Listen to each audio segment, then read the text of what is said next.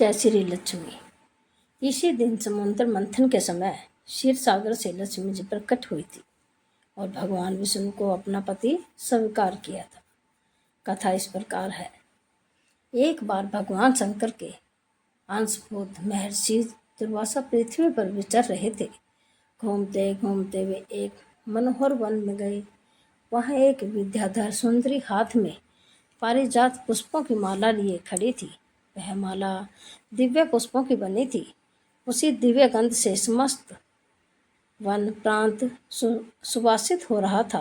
दुर्वासा ने विद्याधरी से वह मनोहर माला मांगी। विद्याधरी ने उन्हें आदरपूर्वक प्रणाम करके वह माला दे दी।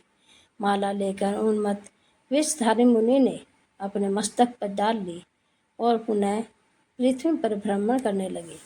इसी समय मुनि को देवराज इंद्र दिखाई दिए, जो मतवाले ऐरावत पर चढ़कर आ रहे थे।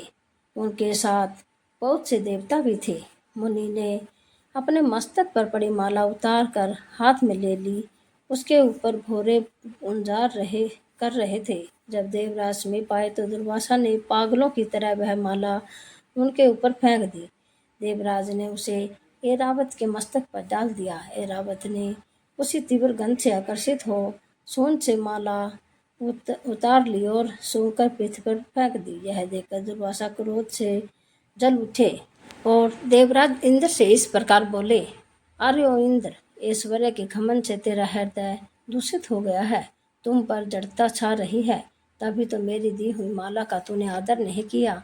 वह माला नहीं, श्री लक्ष्मी जी का धाम थी। माला लेकर तूने प्रणाम तक नहीं किया, इसलिए तेरे अधिकार में स्थित तीनों लोकों की लक्ष्मी शीघ्र ही अदृश्य हो जाएगी। यह शाप देकर देवराज इंद्र घबरा गए और तुरंत ही ऐरावत से उतरकर मुनि के चरणों में पड़ गए। उन्होंने दुर्वासा को प्रसन्न करने की लाख चेष्टाएं की, किंतु महर्षि टस से मस न हुए। उल्टे इंद्र को फटकार कर वहां से चल दिए। इंद्र भी ऐरावत पर सवार हो अमरावती को लौट। तब से तीनों लोकों की लक्ष्मी नष्ट हो गई। इस प्रकार त्रिलोकी के श्रीहीन एवं सत्तावरहित हो जाने पर दानवों ने देवताओं पर चढ़ाई कर दी। देवताओं में अब उत्साह कहाँ रह गया था, सबसे हार मान ली। फिर सभी देवता ब्राह्मण जी की शरण में गए। ब्रह्मा जी ने उन्हें भगवान विष्णु की शरण में जाने की सलाह दी। तब सबके साथ वे स्वयं भी क्षीर सागर के उत्तर तट पर गए। वहाँ पहुँचकर ब्रह्मा आदि देवताओं ने बड़ी भक्ति से भगवान विष्णु का स्तवन किया। भगवान प्रसन्न होकर देवताओं के सम्मुख प्रकट हुए। उनका अनुपम तेजस्वी मंगलमय विग्रह देखकर देवताओं के पुनः स्तवन किया। तत्पश्चात भगवान ने उन्हें क्षीर सागर को मथने की सलाह दी और कहा, इसमें अमृत प्रकट होगा, तो उसके पान करने से तुम सब लोग अजर अमर हो जाओगे। किंतु यह कार्य है बहुत दुष्कर।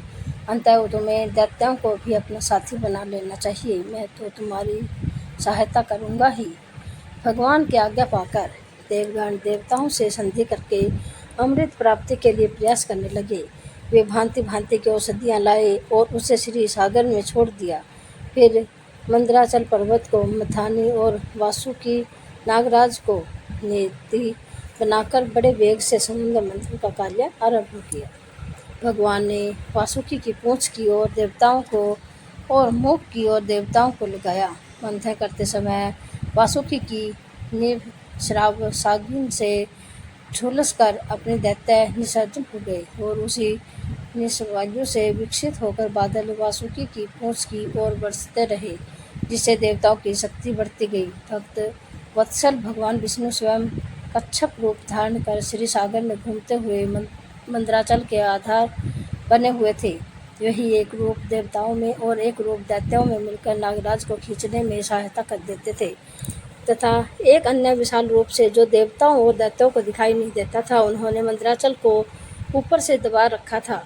उसके साथ ही वे नागराज वासुकी करते थे और तेल का संचार करते बढ़ा रहे थे। इस प्रकार मंथन करने पर क्षीर सागर से क्रमशः कामधेनु, वारुणी देवी, कल्पवृक्ष और अप्सराएं प्रकट हुई। इसके बाद चंद्रमा निकले, जिन्हें महादेव जी ने मस्तक पर धारण किया। फिर विष प्रकट हुए, जिसे नागों ने चाट लिया। तदनंतर अमृत का कलश हाथ में लिए धन्वंतरी का प्रादुर्भाव हुआ।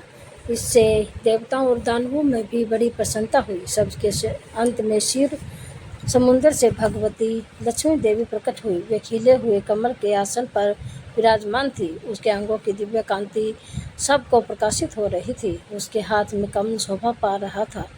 उनका दर्शन कर देवता और महर्षिगण प्रसन्न हो गए। उन्होंने वैदिक श्री सूतक का पाठ करके श्री लक्ष्मी का स्तवन करके दिव्य वस्त्राभूषण अर्पित किए। वे उन दिव्य वस्त्राभूषण से विभूषित होकर सबके देखते देखते अपने सनातन स्वामी श्री विष्णु भगवान के वक्षस्थल में चली गई। भगवान को लक्ष्मी जी के साथ देखकर देवता प्रसन्न हो गए।